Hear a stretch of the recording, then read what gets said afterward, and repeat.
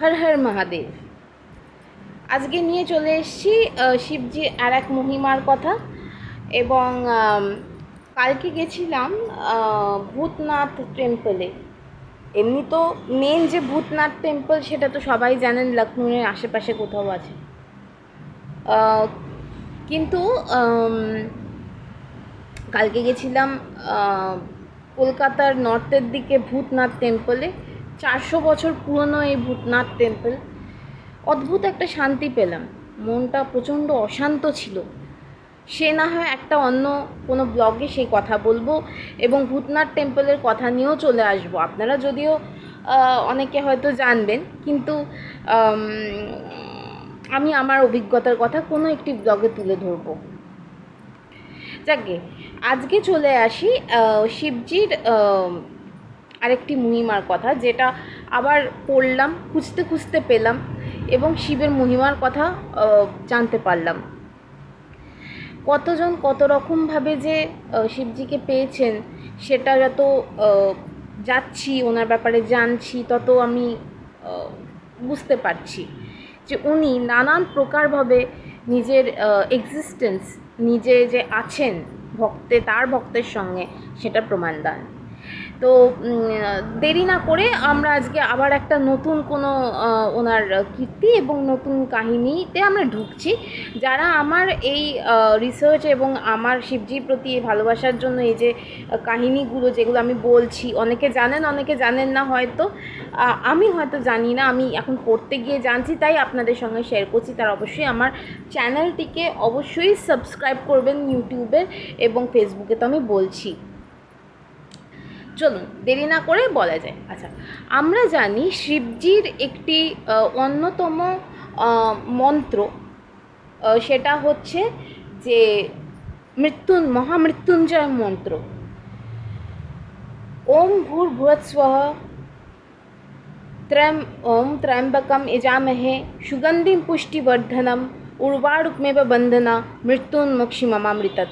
এটি আমরা সবাই জানি, শিবভক্ত যারা আছি মোটামুটি, যে এটা শিবজির মহামৃত্যুঞ্জয় মন্ত্র। এবং এর আগে যারা জানেন, তার আগে আমি কেন তার আগে এটা বলার, এই মন্ত্রটা বলার আগে আমি ওম ভূর্ভুবস্বঃ দিয়ে কেন শুরু করলাম। গায়ত্রী যারা জানেন তারা জানেন যে গায়ত্রী মন্ত্রটা দিয়ে শুরু হয়ে তারপরে মৃত্যুঞ্জয় মন্ত্রটা কন্টিনিউ হয়, তো তারা একটু দেখে নেবেন। আর প্রথমেই বলি, মৃত্যুঞ্জয় মন্ত্র হচ্ছে শিবজির অন্যতম একটি মহামন্ত্র। সেটা হচ্ছে ওম ভূর্ভুবস্বঃ ওম ত্র্যম্বকম যজামহে সুগন্ধিম পুষ্টিবর্ধনম উর্বারুকমেব বন্ধনা মৃত্যুন্মোক্ষিমামৃতৎ। এটি মহামৃত্যুঞ্জয় কথাটার মধ্যেই আছে মহামৃত্যুঞ্জয় মন্ত্র। মহামৃত্যুঞ্জয় মন্ত্র মানে মৃত্যুকে যে জয় করবে, মৃত্যুকে যে মানে মানে মৃত্যুকে যে ফিরিয়ে দিতে পারবে, মৃত্যু যার আসবে, কিন্তু মানে আগে ছিল মৃত্যু হবে না, এখন হচ্ছে মৃত্যু আসে কিন্তু লেটলি, আমি যদি এইভাবে আমার দিক দিয়ে বলি। তো মৃত্যুকে যে জয় করতে পারে বা মৃত্যুর ওপর যে ডমিনেট করতে পারে, সে হচ্ছে আর কেউ না, স্বয়ং দেবাদিদেব মহাদেব শিবশম্ভু শম্ভুজি। তো সেটাই আজকে বলবো যে এই মহামৃত্যুঞ্জয় মন্ত্রটা কোত্থেকে এলো। প্রথমেই বলি, মহামৃত্যুঞ্জয় মন্ত্র যেটা আছে, সে মহামৃত্যুঞ্জয় মন্ত্রটা হচ্ছে মৃত্যুর ওপর জয় পাওয়া বা মৃত্যু ভয় কাটানো বা মৃত্যুকে ডিলে করে দেওয়ার জন্য কথিত আছে শিবজির একটি মহামৃত্যুঞ্জয় মন্ত্র আছে, সেটা যেটা আমি এখন বললাম।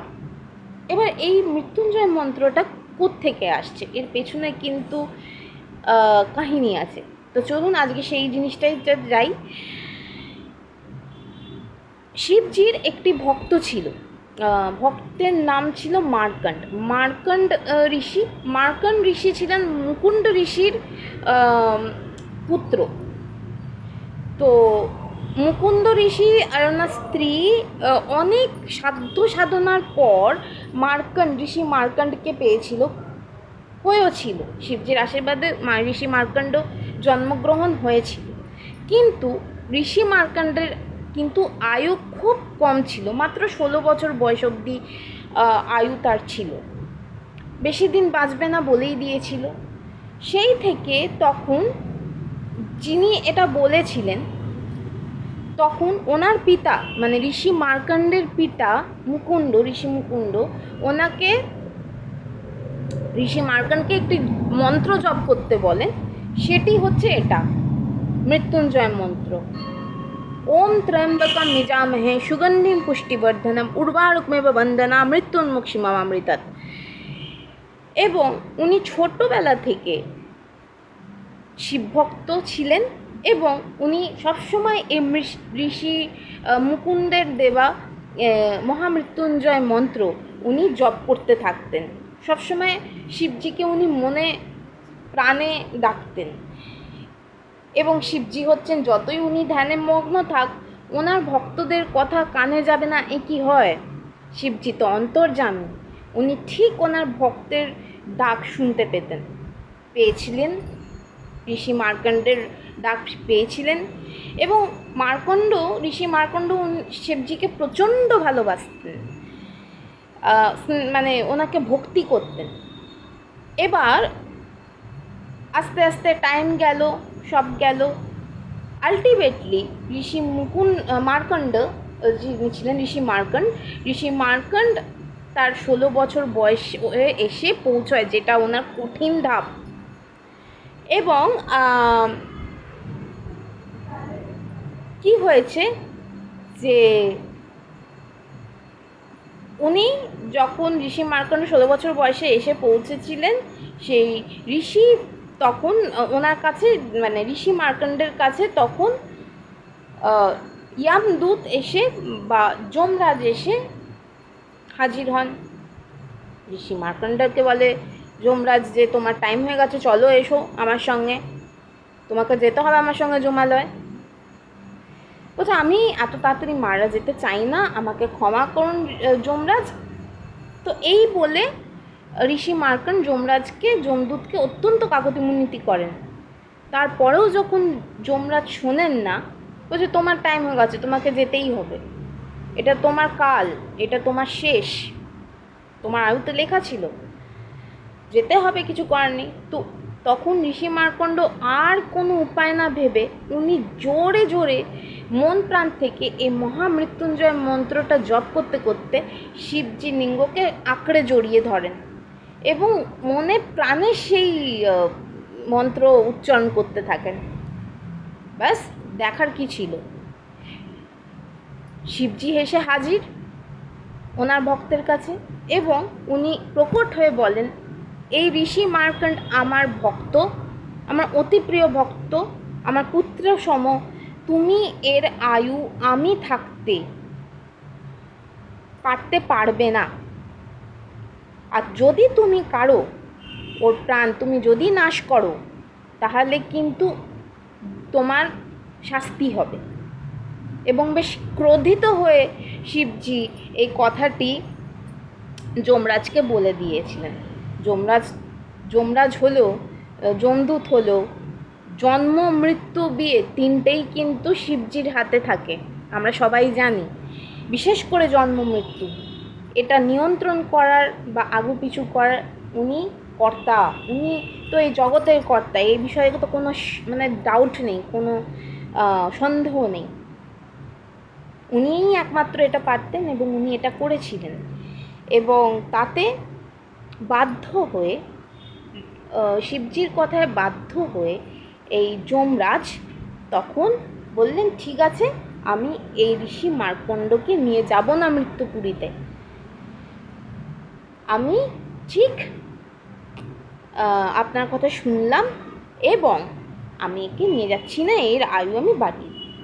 এবং এই কথায় হয়ে ঋষি মার্কণ্ড বেঁচে যায়, প্রাণে বাঁচে এবং ওনার আয়ু বাড়ে। মানে যা ওর 16 বছরের আয়ুটা আর মানে নাশ হয়নি, 16 বছরে প্রাণ নাশ হয়নি, আরও ওনার টাইম বেড়ে গেছিলো। তো এই হচ্ছে শিবজি আর এক মহিমা এবং শিবজির এই যে মহামৃত্যুঞ্জয় মন্ত্র এখান থেকেই আবিষ্কার। তাই লোকেরা এই জন্যে বলে যে যখন কারুর প্রাণ সংকট হয়, যখন কারুর প্রাণ হরণের ব্যাপার চলে আসে, যখন কারুর প্রাণের একটা ভয় আসে বা আয়ুর একটা শর্টেজের ব্যাপার চলে আসে, তখন এই যে শিবজির মহামৃত্যুঞ্জয় মন্ত্র, ওম ত্র্যম্বকম যজামহে সুগন্ধিম পুষ্টিবর্ধনম উর্বারুকমেব বন্দনা মৃত্যুন্মোক্ষিমামৃতৎ। তো এই গল্পটা হচ্ছে, এটা ইতিহাস, তবে থেকেই এটা জানিত।